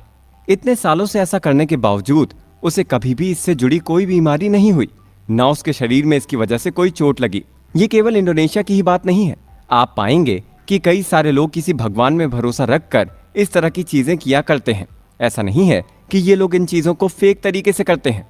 इनके ये काम डॉक्यूमेंटेड है और ये साबित किया गया है कि ये अपने काम में किसी भी तरह का ट्रिक इस्तेमाल नहीं करते हैं। भारत में भी कुछ ऐसे समुदाय हैं जिनके अंगारों पर चलने का प्रचलन है। आग पर कदम रखने से पहले ये लोग अपने इष्ट देव का नाम लेते हैं और उसके बाद आग पर इस तरह चलते हैं मानो वो किसी गार्डन में टहल रहे हों। पर हैरानी की बात तो ये है कि उन्हें ना तो किसी तरह की चोट आती है और ना ही उनके शरीर पर जलने से जुड़ी कोई समस्या ही पाई जाती है। तो हमारा सवाल ये उठता है कि आखिरकार ये हुआ कैसे? दरअसल ये भी प्लेसिबो इफेक्ट का एक भाग है। अगर हम प्लेसिबो को ध्यान से देखें तो पाएंगे कि इसे 3 अलग अलग चीजों से समझा जा सकता है। पहला एटीट्यूड, दूसरा बिलीफ या श्रद्धा और तीसरा हमारा नजरिया। ये लोग जो भगवान पर असीम श्रद्धा रखकर ये काम करते हैं, ये असल में खुद एक तरह के प्लेसिबो हैं और वो इस प्लेसिबो इफेक्ट की मदद से अपने शरीर को ये समझा देते हैं कि भगवान उनकी समस्या से रक्षा करेगा। जब हम बिलीफ या श्रद्धा की बात करते हैं तो हमें ये भी जानना चाहिए कि आखिरकार हमारा बिलीफ सिस्टम काम कैसे करता है। ये जरूरी नहीं है कि हमारी जिन चीजों पर श्रद्धा हो वो हमारे लिए हमेशा लॉजिक के साथ हो। कई बार ऐसा भी होता है कि हम किसी विचार को ऊपर ऊपर से स्वीकार कर लेते हैं, लेकिन अंदर ही अंदर हम ये बात मानते हैं कि ये चीज संभव नहीं है। जैसे हम सभी लोग ये कहते हैं कि जीना और मरना भगवान के हाथ में है, लेकिन तब भी जब हमारे सामने असल में कोई बड़ी समस्या आती है तो हम भगवान के ऊपर उन चीजों को नहीं छोड़ते, बल्कि हम अपनी जान बचाने के लिए खुद प्रयास करते हैं। और अगर आपको इस बिलीफ सिस्टम को एक प्लेसिबो की तरह इस्तेमाल करना है तो आपको इन चीजों पर पूरी तरह से भरोसा करना होगा। जब कोई मरीज किसी डॉक्टर के पास जाता है और मान लीजिए डॉक्टर उसे कहता है कि उसे डायबिटीज है, तो उसी वक्त उस आदमी के दिमाग में डायबिटीज से जुड़ी हुई चीजें आने लगती हैं। वो उस डॉक्टर को एक्सपर्ट मानते हुए ये मान लेता है कि डॉक्टर ने जो कुछ भी कहा है वो पूरी तरह से सच है, और वो अपनी किस्मत को भी फिर उसी आधार पर देखने लगता है। वो अपने बिलीफ सिस्टम पर पूरा भरोसा करते हुए डॉक्टर की उस बात के सामने सरेंडर कर देता है, क्योंकि एक मरीज को ये बात पता होती है कि डॉक्टर उसे कभी भी झूठी बीमारी नहीं बताएगा। इस वजह से वो उस पर पूरा भरोसा करता है। ऐसी सिचुएशन में हो सकता है कि वो मरीज ऊपर ऊपर से पॉजिटिव रहने की कोशिश करे, क्योंकि अक्सर डॉक्टर अपने मरीज को पॉजिटिव रहने की सलाह देते हैं, लेकिन अंदर ही अंदर वो जानता है कि उसकी इस बीमारी पर इन पॉजिटिव बातों का कोई असर नहीं पड़ने वाला। यही कारण है कि ऐसे मरीजों पर प्लेसिबो इफेक्ट काम नहीं करता है। लेकिन इंडोनेशिया में जो 12 साल का बच्चा है, उसे अपने भगवान पर इतना भरोसा है कि उसके मन के सबसे गहरे कोने में भी उसे इस बात से जुड़ा कोई शक नहीं है कि इस कांच को खाने से उसे कोई चोट लग भी सकती है, और इस वजह से वो प्लेसिबो को अपने हिसाब से इस्तेमाल करता है। वो अपने भगवान पर वैसा ही भरोसा करता है जैसा एक पेशेंट अपने डॉक्टर पर। हमारे बिलीफ सिस्टम के बाद में नंबर आता है हमारे एटीट्यूड का। हमारा एटीट्यूड भी दरअसल हमारे बिलीफ सिस्टम से ही जुड़ा हुआ होता है। एक बार जब हमें किसी चीज पर पूरा भरोसा हो जाए तो उसके बाद हमारा एटीट्यूड भी उसी के अनुसार बदलने लगता है।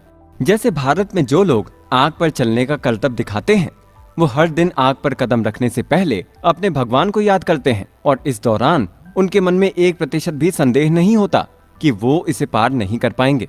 उनका एटीट्यूड सालों से ही इस आग के प्रति ऐसा ही रहा है। प्लेसिबो इफेक्ट का दूसरा सबसे बड़ा पहलू यही एटीट्यूड है, जो कि अलग अलग सिचुएशंस में दिमाग के अंदर प्लेसिबो इफेक्ट को पैदा करता है। तो बिलीफ सिस्टम से शुरू होकर एटीट्यूड तक प्लेसिबो इफेक्ट के 2 हिस्से बनते हैं। तीसरा जरूरी हिस्सा जो प्लेसिबो इफेक्ट को उसका रूप देता है, वो है हमारा नजरिया। जब हमारे सामने कोई घटना घटित होती है तो हम उसे अलग नजरिए से देख सकते हैं, और हमारे नजरिए के आधार पर घटना का पूरा आधार तय करते हैं। हमारा चीजों को देखने का नजरिया ही ये तय करता है कि उस चीज के प्रति हमारा एटीट्यूड कैसा होगा, और ये एटीट्यूड हमारे बिलीफ सिस्टम को बनाता है। इन सब की शुरुआत हमारे परसेप्शन यानी कि नजरिए से ही होती है। तो अगर आपको अपने अंदर के प्लेसिबो इफेक्ट को जगाना है तो आपको शुरुआत अपने नजरिए को बदलने से करनी होगी। ये नजरिया आपके एटीट्यूड को चेंज करेगा, और आपका एटीट्यूड धीरे धीरे आपके बिलीफ सिस्टम को बदलने लगेगा।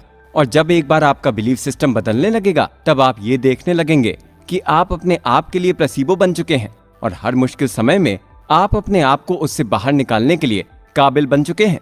आप हर दिन अपने आप को ट्रांसफॉर्म कर रहे होंगे, और यही हमारे प्लेसिबो बनने का उद्देश्य है।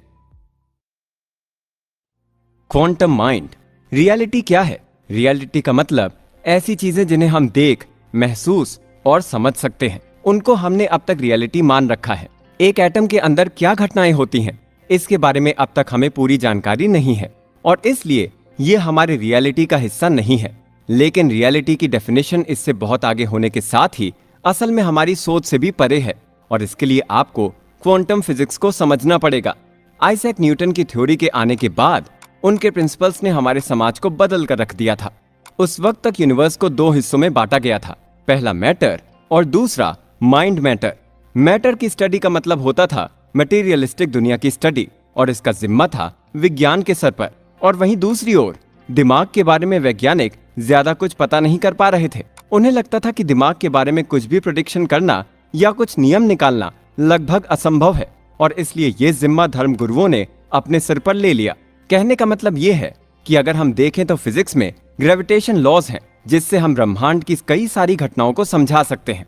तो यहाँ पर एक नियम के जरिए आप एक घटना की भविष्यवाणी भी कर सकते हैं और उसको समझ भी सकते हैं। लेकिन दिमाग के लिए हमने अब तक ऐसा कोई फॉर्मूला या नियम नहीं बनाया है। लेकिन जब आइंस्टाइन आए तो उन्होंने क्वांटम फिजिक्स की नींव रखी। उन्होंने बताया कि एक परमाणु के अंदर जो सब एटॉमिक पार्टिकल होते हैं, उनके बारे में किसी भी प्रकार का नियम देना लगभग असंभव है, और सब एटॉमिक पार्टिकल्स के बारे में हम किसी भी तरह की भविष्यवाणी नहीं कर सकते हैं, क्योंकि ये एक ही समय में किसी भी जगह पर हो सकते हैं। इसलिए दिमाग और सब एटॉमिक पार्टिकल्स के बीच काफी समानता देखी गई। तो इसका मतलब ये है कि हमारा दिमाग भी ऐसे ही सब एटॉमिक पार्टिकल से बना हुआ है, और हमारा दिमाग भी इन सब एटॉमिक पार्टिकल्स की तरह इनफाइनाइट यानी कि अनंत संभावनाओं को खोज सकता है। इससे समझ में आता है कि हम अपने दिमाग को किसी भी तरीके से बदल सकते हैं, और हमारे सब एटॉमिक पार्टिकल्स हमें हमारा मनचाहा रूप दे सकते हैं। हमारी पर्सनैलिटी वैसी हो सकती है जैसी हमें चाहिए, और ये हमारे प्लेसिबो बनने का सबसे पहला कदम है। जब आपके शरीर के सब एटॉमिक पार्टिकल्स भी उस रियलिटी को मान लें, तब आपका दिमाग अपने आप ही आपको उस तरफ ले चलेगा। आपके मन में ये सवाल आ रहा होगा कि क्या बस बैठे बैठे अपने भविष्य के बारे में सोचने से ही आप खुद ब खुद ही अपनी उस मंजिल तक पहुंच जाएंगे? तो इसका जवाब है जी नहीं। आपका ऐसा सोचना बिल्कुल ही गलत है। अपने आप का प्लेसिबो होने का मतलब ये नहीं कि आप बैठे बैठे केवल अपने सपनों के बारे में सोचें और ये उम्मीद करें कि आपके सपने सच हो जाएंगे। प्लेसिबो का मतलब केवल सोचने मात्र से नहीं है। इसलिए आपके पूरे शरीर और आपके दिमाग के हर एक भाग को आपके गोल पर भरोसा होना चाहिए। हमारा शरीर अलग अलग तरह के एटम से बना है। इन एटम्स के भीतर आपको सब एटॉमिक पार्टिकल्स देखने को मिलेंगे। वो सब एटॉमिक पार्टिकल्स एक फ्रीक्वेंसी पर वाइब्रेट करते रहते हैं और आपको अपने दिमाग से पूरी तरह से जुड़ने के लिए अपने सब एटॉमिक पार्टिकल्स के उस फ्रीक्वेंसी पर आना होगा जिस फ्रीक्वेंसी पर आपके थॉट्स यानी कि विचार वाइब्रेट करते हैं। ये समझने के लिए चलिए हम आपको रेजोनेंस का कॉन्सेप्ट समझाते हैं। फ्रीक्वेंसी का मतलब होता है कोई चीज एक सेकंड में कितनी बार किसी घटना को रिपीट करती है। अगर एक पंखा एक सेकंड में 10 बार चक्कर लगाता है तो उसकी फ्रीक्वेंसी 10 हो जाएगी। अगर आपको पंखे के साथ रहना है तो आपकी फ्रीक्वेंसी भी उतनी ही होनी चाहिए। ठीक इसी तरह आपको अपने प्लेसिबो को इफेक्टिव बनाने के लिए अपने विचारों को भी अपने दिमाग की फ्रीक्वेंसी से मिलाना होगा। इससे एक रेजोनेंस पैदा होगा और वो रेजोनेंस एक ऐसी एनर्जी पैदा करेगा जो एनर्जी आपको बदल कर रख देगी। जब आप किसी बेहतर विचार के बारे में सोचते हैं तो आपके अंदर की फ्रीक्वेंसी बढ़ने लगती है और इससे एनर्जी भी बढ़ने लगती है और ये चीज आपको एक ज्यादा क्रिएटिव इंसान बनाती है। इस एनर्जी के जरिए आप एक और चीज को नोटिस करेंगे कि आप धीरे धीरे एक खास एनर्जी वाले लोगों के साथ ही बेहतर फील करेंगे। इससे आपके आसपास का सर्किल भी उसी प्रकार का होगा जिस प्रकार की सोच आप रखेंगे, यानी कि वो भी आप ही की तरह क्रिएटिव होंगे। इससे आपकी क्रिएटिव सोच और भी ज्यादा तेजी से बढ़ेगी और अपने आप के प्लेसिबो बनने के लिए सही लोगों की फ्रीक्वेंसी रिसीव करना भी उतना ही जरूरी है जितना अपने आप की फ्रीक्वेंसी। जब आप कोई डिसीजन अपने पूरे गहरे इंटेंशन से लेते हैं तो आप अपने सब एटॉमिक पार्टिकल्स की फ्रीक्वेंसी को बढ़ा देते हैं जिससे आपकी एनर्जी बढ़ती है और यहाँ से आपका दिमाग हर चीज को ज्यादा बेहतर तरीके से समझ पाता है और इसी से आप उस जगह पर पहुंच जाते हैं जहां आप पहुंचना चाहते थे। इसे आप एक रेडियो के एग्जाम्पल से और बेहतर तरीके से समझ सकते हैं। आप जब रेडियो को ऑन करते हैं तो कई बार वो ट्यून नहीं होता है और इस वजह से उसमें आवाज साफ नहीं आती। जैसे जैसे आप किसी रेडियो स्टेशन के पास की को ले जाने लगते हैं आपको आवाज साफ आने लगती है और जैसे ही आप किसी ट्यूनिंग फ्रीक्वेंसी पर पहुंच जाते हैं तो आपको बिल्कुल साफ साफ आवाज आने लगती है, यानी कि वो सिग्नल आपके पास बिल्कुल बेहतर तरीके से आ रहा है। यही होता है जब आपके दिमाग और नर्वस सिस्टम के साथ जब आप अपनी फ्रीक्वेंसी और अपनी एनर्जी को बढ़ाते हैं, आपके पास अपने आसपास की चीजों से आने वाला सिग्नल साफ हो जाता है जिससे आप उन्हें और बेहतर तरीके से सीख पाते हैं। तो दोस्तों, हमने हमारी अब तक की चर्चा में प्लेसिबो और उसके इफेक्ट के बारे में काफी सारी बातें की हैं। हमने प्लेसिबो इफेक्ट के काम करने के तरीके के बारे में भी जानकारी प्राप्त कर ली है। हमारी चर्चा में हमने प्लेसिबो के हिस्ट्री से शुरुआत करके हमारे ब्रेन और बॉडी तक इसका कैसे असर होता है इसके बारे में भी बात की थी और इसके बाद हमने ये देखा कि कैसे विचारों से प्लेसिबो इफेक्ट की शुरुआत होती है। एटीट्यूड, बिलीफ सिस्टम और परसेप्शन का इन चीजों में क्या योगदान होता है ये भी हमने जान लिया और इस चैप्टर में हमने क्वांटम मैकेनिक्स के प्रिंसिपल से प्लेसिबो इफेक्ट को समझने की कोशिश की। तो अब बारी आती है कि हम उन कहानियों को जानें जो लोगों ने खुद एक्सपीरियंस किया है। ये ऐसे लोगों की कहानियां हैं जिन्होंने अपने आप को प्लेसिबो की तरह बनाया और अपने आप को पूरी तरह से बदल कर रख दिया। तो हमारे अगले एपिसोड में हम प्लेसिबो से हुई पर्सनल ट्रांसफॉर्मेशन की कुछ बेहतरीन घटनाओं पर चर्चा करेंगे। पर्सनल ट्रांसफॉर्मेशन के कुछ एग्जाम्पल्स। 19 साल की लोरी को एक बहुत ही गंभीर डीजेनरेटिव बोन डिजीज हो गई जिसे पॉलियोस्टोटिक फाइब्रोसिस डिस्प्लेशिया कहते हैं। इस बीमारी में मरीज की हड्डियां धीरे धीरे कमजोर होने लगती हैं और इससे वो लगातार कमजोर होने लगता है। हड्डियां कमजोर होने के कारण इसके मरीज को फ्रैक्चर बहुत जल्दी हो जाते हैं। डॉक्टर ने लोरी से कहा था कि इस बीमारी का कोई इलाज नहीं है क्योंकि ये एक जेनेटिक कंडीशन है। लोरी को पहली बार इस बारे में तब पता लगा जब उसके पैरों में बहुत ज्यादा दर्द होने लग गया था और वो करीब 1 साल तक इसी तरह से उस दर्द को सहन करती चली जा रही थी। जब वो डॉक्टर के पास गई तो पता लगा कि उसकी एक पैर की हड्डी टूट चुकी थी। वो हैरान थी कि एक हड्डी टूटने के बावजूद भी वो 1 साल तक इस तरह से उसे मैनेज कर पाई थी। जब तक लोरी को अपने इस कंडीशन के बारे में पता नहीं था तब तक वो स्पोर्ट्स में काफी हिस्सा लिया करती थी। यहाँ तक कि वो बॉडी बिल्डिंग की भी ट्रेनिंग ले रही थी। लेकिन अपनी बीमारी के डायग्नोसिस के बाद उसके डॉक्टर ने उसे सलाह दी कि उसकी हड्डियां बहुत कमजोर हैं और उसको चलने के लिए भी बैसाखी का सहारा लेना चाहिए, नहीं तो उसकी हड्डियां टूट जाएंगी। ये खबर सुनने के बाद लोरी और उसके परिवार वाले बहुत दुखी हुए, क्योंकि उन्हें पता था कि अब उसकी जिंदगी पहले जैसी बिल्कुल नहीं रही है। लोरी की जिंदगी अब पूरी तरह से बदल गई थी और अब वो हर बात का ध्यान रखने लगी थी। उसने चलना फिरना बहुत कम कर दिया था और एक्सरसाइज और बॉडी बिल्डिंग की ट्रेनिंग की तो बात उसके सोच से भी दूर थी। उसके घर वाले उसे कई सारे अलग अलग डॉक्टरों के पास लेकर गए, लेकिन कहीं पर भी उसका कोई इलाज नहीं मिला। लोरी जब भी किसी भी डॉक्टर के पास जाती तो उसे ये उम्मीद होती कि शायद इस बार का डॉक्टर उसे एक नई उम्मीद देगा और बोलेगा कि वो ठीक हो सकती है, लेकिन हर बार उसे निराशा ही हाथ लगी। लगभग हर डॉक्टर ने उसे यही कहा कि उसकी इस हालत का कोई इलाज नहीं है। उनमें से एक डॉक्टर ने तो ये भी कह दिया कि उसे बिल्कुल भी चलना ही नहीं चाहिए और पूरे वक्त केवल अपने बिस्तर पर पड़े रहना चाहिए। इन सब चीजों को सुनकर लोरी बिल्कुल टूट चुकी थी। वो अपने आप को बहुत ही छोटा महसूस कर रही थी और इसके चलते वो डिप्रेशन का शिकार भी हो गई। ऊपर से लोरी के पिता भी एक बहुत ही अग्रेसिव व्यक्ति थे और लोरी के बचपन के दिनों में भी वो अपने घर के बच्चों को बहुत मारा पीटा करते थे और अब लोरी की बीमारी की वजह से उसके पिता परेशान होकर और ज्यादा एग्रेसिव होने लग गए थे। इससे पहले कि हम इस घटना में आगे बढ़ें, हम आपको दिमाग की अलग अलग कंडीशन के बारे में बताना चाहते हैं। जब कोई बच्चा पैदा होता है तो उसके दिमाग में डेल्टा ब्रेन वेव होती है।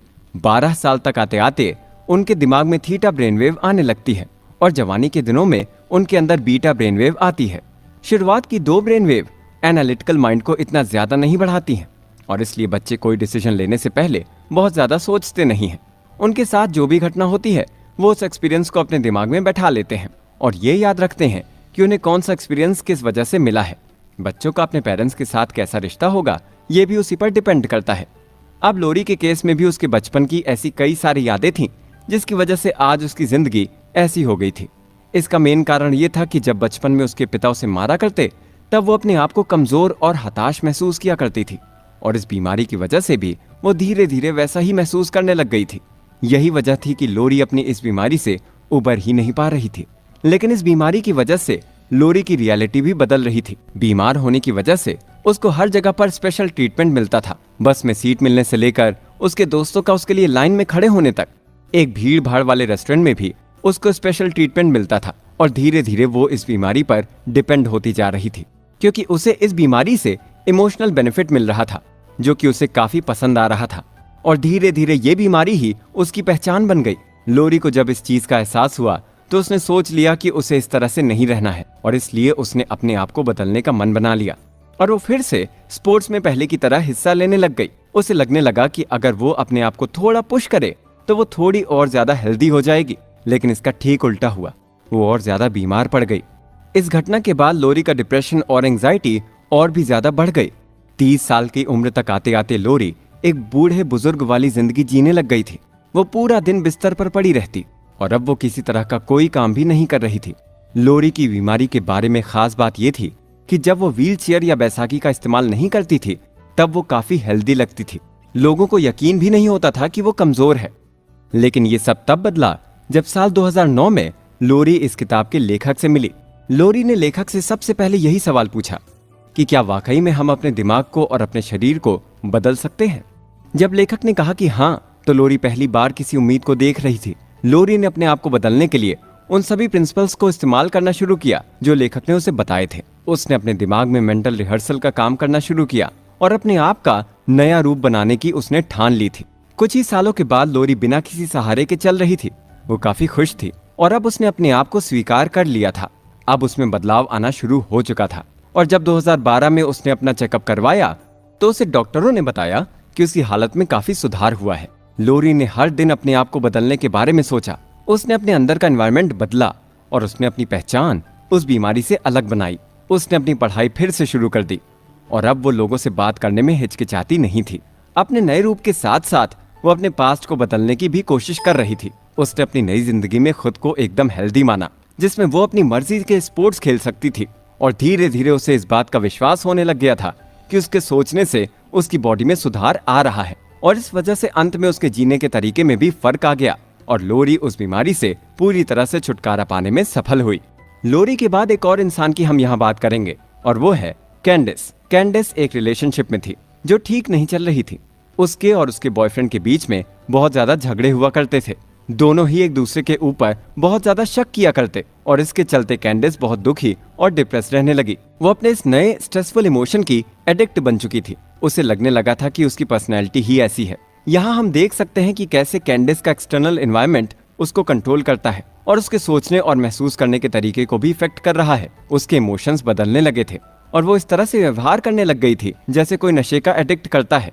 उसे ये बात तो पता लग रही थी कि कुछ तो ऐसा है जिसकी वजह से वो ऐसा व्यवहार कर रही है, पर उसे समझ ही नहीं आ रहा था कि वो ऐसा महसूस क्यों कर रही है। वो बार बार वही गलतियां कर रही थी और बार बार वैसे ही एक्सपीरियंस पा रही थी। अगर हम सही मायने में देखें तो कैंडिस अपने बॉयफ्रेंड को अपनी पहचान साबित करने के लिए इस्तेमाल कर रही थी। वो पहले से ऐसी ही लड़की थी, लेकिन उसका वो रूप सामने नहीं आ रहा था। उसके बॉयफ्रेंड के आने के बाद उसकी वो सारी चीजें सामने आ रही थी। धीरे धीरे वो अपनी इन पुरानी यादों को अपनी पर्सनैलिटी बनाकर बैठ गई।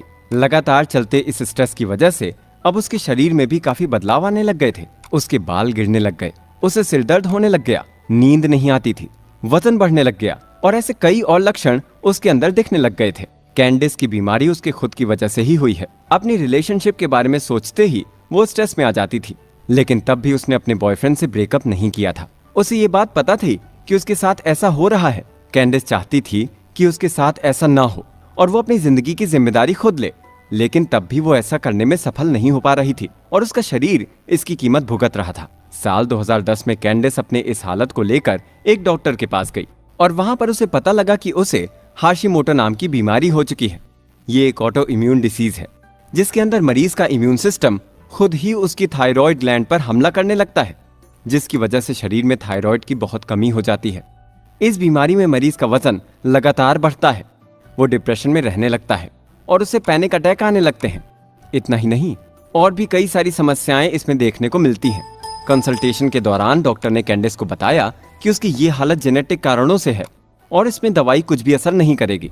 उसे महंगे इलाज में ज्यादा पैसे नहीं खर्च करने चाहिए और उसे सारी उम्र थायराइड बीमारी से जुड़ी दवा लेनी पड़ेगी।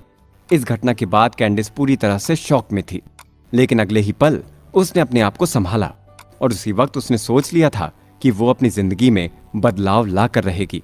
अगले 5 महीनों के अंदर उसने अपने बॉयफ्रेंड से ब्रेकअप कर लिया। हालांकि उसने तभी से पॉजिटिव सोचना शुरू कर दिया था, लेकिन तब भी उसके शरीर को ये बात पता थी कि वो बीमार है और उसके पॉजिटिव सोचने से कोई असर नहीं पड़ेगा। इसलिए कैंडिस ने ये माना कि उसे वो बीमारी है ही नहीं।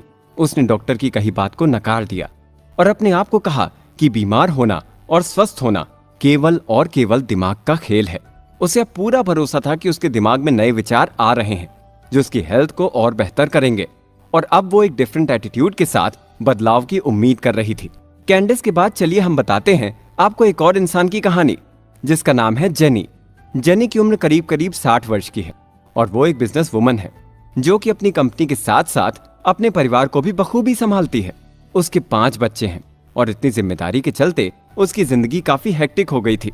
जेनी अपने आप को हमेशा पुश करती रहती है ताकि वो इन सभी जगहों पर बेहतर से बेहतर प्रदर्शन कर सके।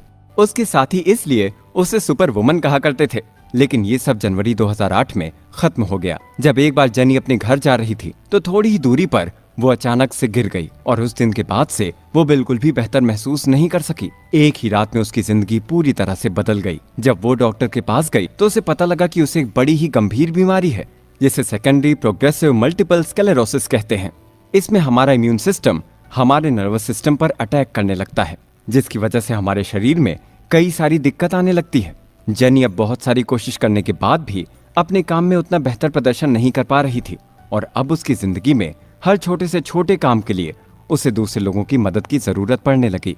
लेकिन जेनी ऐसा बिल्कुल नहीं होने देने वाली थी। उसने धीरे धीरे अपने दिमाग को ट्रेन करना शुरू किया और ये मेंटल रिहर्सल वो हर दिन किया करती। अपनी मेंटल ट्रेनिंग के दौरान जेनी अपने आप को चलते हुए, भागते हुए और वजन उठाते हुए सोचा करती। इसका असर ये हुआ कि थोड़े ही महीनों में वो धीरे धीरे चल पा रही थी। जेनी ने अपनी इस प्रोसेस को लगातार जारी रखा और अंत में बड़े ही हैरत अंगेज तरीके के साथ इस बीमारी से उबरकर बाहर आ गई। मेडिकल साइंस में इन सभी पेशेंट्स का रिकॉर्ड दर्ज है और आज भी बाकी वैज्ञानिकों और डॉक्टर के लिए ये केस एक रिसर्च केस है, जिससे वो भी हैरान है कि कैसे किसी इंसान के सोचने मात्र से उसके अंदर की जीन का भी बदलाव किया जा सकता है और किसी भी बीमारी से छुटकारा पाया जा सकता है। और जेनी ने इस बात को साबित कर ही दिया।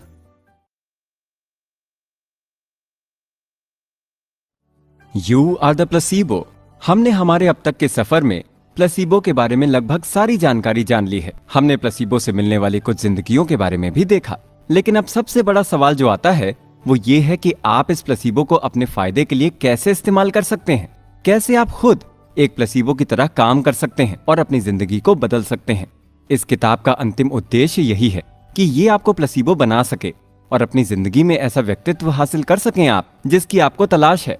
अब तक आप समझ चुके होंगे कि प्लेसिबो काम इसलिए करता है क्योंकि एक इंसान उस चीज में भरोसा कर लेता है जो वास्तव में मौजूद ही नहीं होती, जैसे कि एक नकली टैबलेट या कोई दवाई, और इसके बावजूद भी उसे वो नतीजे मिलते हैं जिसकी उसे उम्मीद है।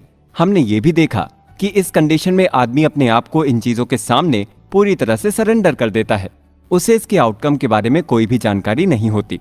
हमें किसी और से कोई उम्मीद होती है और कोई और हमें किसी चीज के बारे में यकीन दिलाता है। जैसे कि एक डॉक्टर के कहने पर हम ये मानते हैं कि हमें कौन सी बीमारी है और कौन सी नहीं, और इस हालात में एक बाहरी चीज हमें इफेक्ट कर रही है। लेकिन हमारा उद्देश्य ये है कि हम खुद अपने प्लेसिबो बने और हम अपने आप को अपनी मनचाही दिशा की ओर ले जा सकें। पहले के एपिसोड में आपने जिन 3 लोगों के बारे में पढ़ा था, उन सब ने ये अचीवमेंट तब प्राप्त किया जब उन्होंने अपने आप में भरोसा करना शुरू किया। उन्हें बाहरी सोर्स से हमेशा कुछ अलग ओपिनियन मिली और उन्होंने खुद प्लेसिबो बनकर उन सभी बाहरी लोगों को गलत साबित किया। अब तक की हुई रिसर्च के जरिए और लेखक अपने लंबे अनुभव के साथ ये कह सकते हैं कि हम खुद ही प्लेसिबो हैं और हम ही अपनी जिंदगी में किसी भी तरह के होने वाले बदलाव के लिए जिम्मेदार हैं। लेकिन हम इतना फोकस्ड कैसे हो सकते हैं? तो इसके लिए आपको सबसे पहले जो भी चीज असंभव लगती है उसको अपने लिए जानी पहचानी बनाइए, उसके बारे में रिसर्च कीजिए, उसके बारे में जानिए और उसे अपने दिमाग में बैठा लीजिए और फिर हर दिन अपने आप को उस तरह का व्यक्ति बनते हुए सोचिए। और जब आप उस बारे में सोच रहे होते हैं तब बाहरी दुनिया से बिल्कुल अपने आप को अलग कर दीजिए। धीरे धीरे इस मेंटल रिहर्सल की मदद से आप अपने आप में बदलाव देखने लगेंगे। भले ही आपका बाहरी एनवायरनमेंट कैसा भी हो, लेकिन तब भी आप अंदर से बदलने लगेंगे और आप अब हर दिन एक नया इंसान बन रहे होंगे।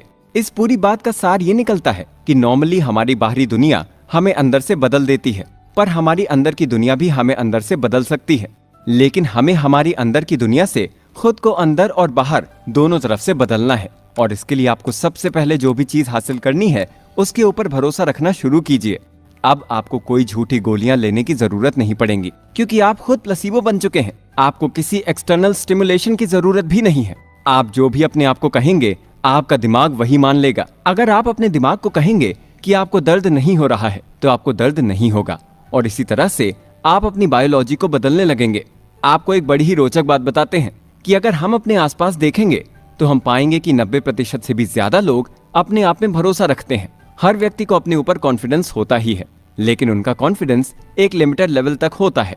एक स्कूल में पढ़ने वाला बच्चा इस बात के लिए तो कॉन्फिडेंट हो सकता है कि वो स्कूल में टॉप कर लेगा, लेकिन उसका इस बात के लिए कॉन्फिडेंट होना बहुत मुश्किल है कि वो बिना स्कूल जाए भी जिंदगी में सफल हो सकता है। यहाँ पर हमारे सामने शायद शब्द आ जाता है जिसकी वजह से हम किसी चीज में पूरी तरह से भरोसा नहीं कर पाते, और जब भी हमें कोई किसी तरह का ऑप्शन देता है तो हम उसे एनालाइज करने लग जाते हैं, पर ये शायद हमें उस तरफ बढ़ने से रोकता है। अपने आप को प्लेसिबो बनाने के लिए आपको सबसे पहले अपने आप पर भरोसा करना सीखना होगा। फिर आपका डिसीजन भले ही कितना ही मुश्किल क्यों ना हो, आप अपने आप पर भरोसा कायम रखें और उस दिशा में आगे कदम बढ़ाना शुरू कर दें।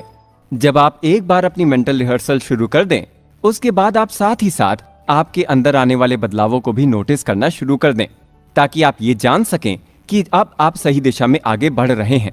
साथ ही साथ ये पॉजिटिव नतीजे आपकी बिलीफ सिस्टम को और ज्यादा मजबूत करेंगे और इससे आपको प्लेसिबो इफेक्ट और ज्यादा अच्छा देखने को मिलेगा, और इस तरह से धीरे धीरे आप अपने आप पर पूरी तरह से भरोसा करने लग जाएंगे और उस वक्त आप अपने आप को किसी भी तरह से बदल पाएंगे। इस तरह से आप अपने आप को प्लेसिबो बनाने की इस रोमांचक सफर पर पहला कदम रख चुके होंगे। मेडिटेशन और मेंटल रिहर्सल, आपने अब अपने आप को बदलने की शुरुआत कर दी है, लेकिन ये प्रोसेस जितना आपको सुनने में आसान लग रहा है, जरूरी नहीं है कि इसे पूरा करना भी उतना ही आसान हो। क्योंकि अगर अपने आप को बदलना इतना आसान होता तो आज हर कोई ऐसा कर चुका होता। इसे करने के लिए सबसे जरूरी चीज है कि आप इसकी मैकेनिज्म को अच्छी तरह से समझें। आपको इसे अच्छी तरह से सीखना होगा, केवल तभी आप इसका रिजल्ट पा सकेंगे। चलिए आपको ये सिखाते हैं कि आप किस तरह से अपने आप को प्लेसिबो बना सकते हैं और इस चीज में आपको काम आने वाली मेंटल रिहर्सल को आप कैसे परफॉर्म कर सकते हैं। सबसे पहला सवाल कि आपको किस वक्त मेंटल रिहर्सल या मेडिटेशन करना है, तो इसका जवाब ये है कि आपको दिन में 2 बार मेडिटेशन करना है, एक सुबह उठने के बाद और दूसरा जब आप सोने जा रहे हो। ऐसा इसलिए क्योंकि जब आप सोते हैं तब आपके ब्रेन वेव की स्ट्रक्चर में बदलाव आता है, और जब आप सुबह जागते हैं तब भी आपके ब्रेन वेव के स्ट्रक्चर में बदलाव आता है। और इन 2 समय पर मेंटल रिहर्सल या मेडिटेशन करने पर आप अपने पूरे दिमाग को इस चीज के लिए ट्रेन कर पाएंगे। या यूं कहें तो इन 2 वक्त पर आपका सबकॉन्शियस माइंड आपके हाथ में होता है, आप उसे केवल तब ही ट्रेन कर सकते हैं। कई बार आपने देखा होगा कि आप नींद में होते हैं और कुछ काम करते हैं तो सुबह लगता है जैसे कि आपने वो काम किया ही ना हो, क्योंकि उस वक्त आपका सबकॉन्शियस दिमाग आपसे वो काम करवा रहा होता है।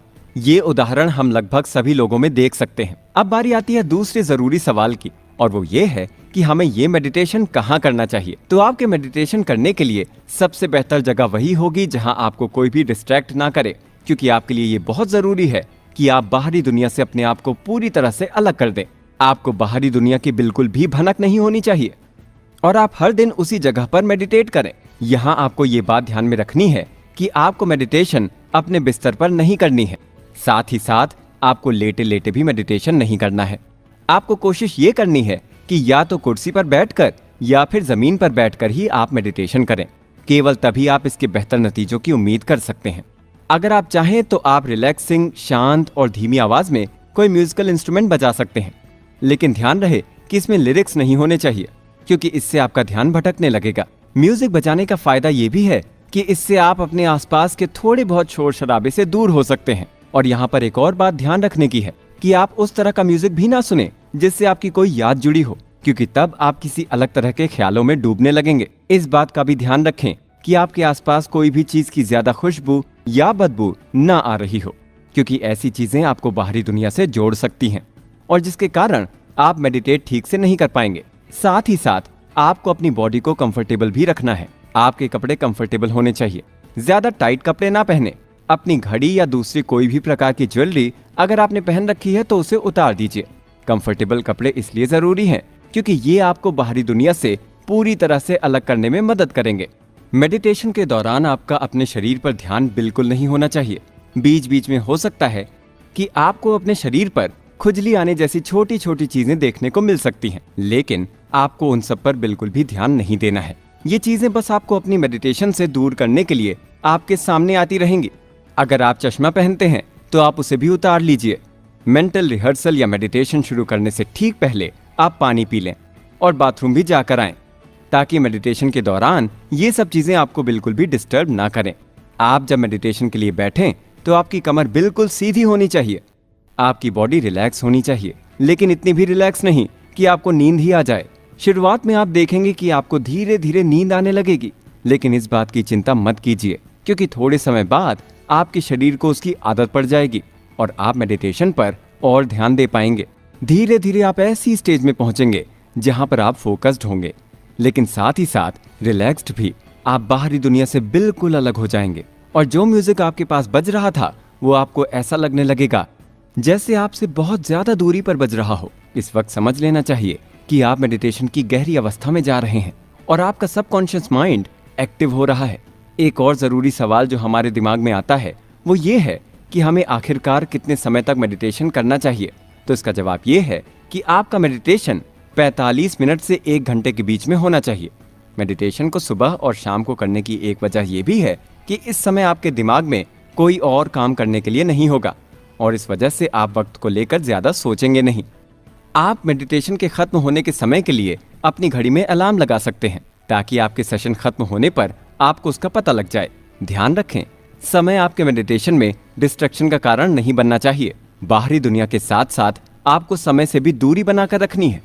मेडिटेशन करते वक्त आपके दिमाग में एक और चीज आएगी, वो ये है कि कई बार आपको ऐसा लगेगा कि आप ये सब क्यों कर रहे हैं। आपके दिमाग में नेगेटिव ख्याल आने लगेंगे और आपको लगने लगेगा कि आप कभी बदल ही नहीं सकते हैं। लेकिन ये सब ख्याल आने एक नॉर्मल सी बात है। आपको बस इन ख्यालों की वजह से अपने ध्यान को नहीं भटकने देना है। ऐसा इसलिए होता है क्योंकि हमारी डिफॉल्ट सेटिंग ऐसी हो चुकी है कि हम परेशान, नाखुश, डिप्रेस्ड होने को ही जिंदगी मान लेते हैं। इस वजह से हमारी आदत ऐसी बन जाती है कि हम किसी न किसी परेशानी को ढूंढते ही रहते हैं। अब हम आपको बताएंगे कि कैसे आप मेडिटेशन के दौरान आपके जो नेगेटिव ख्याल आ रहे हैं उनसे दूर रह सकते हैं। जैसा कि हमने आपको पहले बताया था कि बाहरी विचारों को आने से रोकने का सबसे बेहतर तरीका यह है कि आप मेडिटेशन के लिए आने वाला म्यूजिक धीमी आवाज में बजाकर सुने। डॉक्टर जो डिस्पेंजा ने खुद मेडिटेशन के लिए एक विशेष म्यूजिक लॉन्च किया है जिसका नाम है you are the placebo book meditation. इस म्यूजिक के जरिए आप मेडिटेशन के दौरान नेगेटिव ख्यालों को अपने दिमाग में आने से बचा सकते हैं। उसके बाद आपको ये करना है कि आप किस चीज के बारे में अपने दिमाग में सोचते हैं उसके ऊपर भरोसा करना शुरू करना है। अगर आप जिंदगी में कुछ बनना चाहते हैं तो मेडिटेशन के दौरान अपने आप को वैसा बना हुआ सोचिए और अपने दिमाग के किसी भी हिस्से को ये मत सोचने दीजिए कि आप ऐसा नहीं कर सकते या आप ऐसा नहीं बन सकते। अपने विचारों के साथ अपना रिश्ता मजबूत करें और उसे अपनाएं। अपने पहले के बिलीफ और नजरिए को बदलने के लिए सबसे पहले आपको उसे अपने दिमाग के भीतर से हटाना होगा और धीरे धीरे उस पुरानी चीज को हटाकर नए विचार अपने दिमाग में लाने होंगे। इससे आप नए विचारों की ओर जाएंगे और पुराने परसेप्शन और बिलीफ को धीरे धीरे पीछे छोड़ते जाएंगे। हर दिन जब आप मेडिटेशन करने बैठें तो उससे पहले एक पेपर के बीच में एक लाइन खींचें और उसके एक तरफ उन चीजों को लिखें जिन्हें आप भूलना चाहते हैं और दूसरी ओर उन चीजों को लिखें जिन्हें आप अपनी जिंदगी में अपनाना चाहते हैं। उसके बाद अपने पूरे मेडिटेशन के दौरान उन चीजों को पूरी तरह से इग्नोर करें जिन्हें आप अपनी जिंदगी से हटाना चाहते हैं और केवल उन चीजों को अपनाने की सोचें जिन्हें आप जिंदगी में लाना चाहते हैं। मेडिटेशन के पहले भाग में आप सबसे पहले अपने आप को पूरी तरह रिलैक्स कीजिए और सोचिए कि आप स्पेस में हैं। आप ये सोचिए कि आप फर्श पर नहीं बैठे हैं बल्कि आप स्पेस में तैर रहे हैं। स्पेस आपके पास अनंत तक फैला हुआ है। आप ये सोचिए कि आप यूनिवर्स के बीचों बीच हैं और आपके पास केवल अंधेरा है और कुछ भी नहीं। धीरे धीरे आपको ऐसा महसूस होने लगेगा जैसे कि वो स्पेस या अंतरिक्ष आपके दिमाग में मौजूद है। अब आप अपने आप को उस स्पेस में रखें, यानी कि ऐसा सोचें कि अब आप उसी स्पेस में घिरे हुए हैं और आपके सिवाय आपके आसपास कुछ भी नहीं है। हर तरफ इनफाइनाइट लंबाई का स्पेस फैला हुआ है और वहां केवल आप मौजूद हैं। धीरे धीरे आप उस स्पेस की एनर्जी को महसूस करने की कोशिश करें और अपने शरीर के हर हिस्से को उस स्पेस में रखकर महसूस करें। पहले आप स्पेस की एनर्जी को अपने दिमाग के आसपास महसूस करेंगे और धीरे धीरे नीचे आते आते ये आपके पैरों की उंगली तक पहुंच जाएगी। अब आप पूरी तरह से स्पेस के बीचों बीच पहुंच चुके हैं। मेडिटेशन के अगले भाग में आपको अपने एक्सटर्नल एनवायरनमेंट को पूरी तरह से दूर कर देना है। आपको अपने आसपास चल रही किसी भी चीज का ध्यान नहीं रखना है और ऐसा रखने के लिए कोशिश करें कि आपके आसपास कोई भी डिस्ट्रैक्शन ना हो। ऐसी कोई भी चीज ना हो जो आपको ये महसूस कराए कि आप स्पेस पर नहीं बल्कि किसी कमरे में हैं। उस वक्त ना आपके पास समय चल रहा है, ना कोई आवाज, ना कोई इंसान।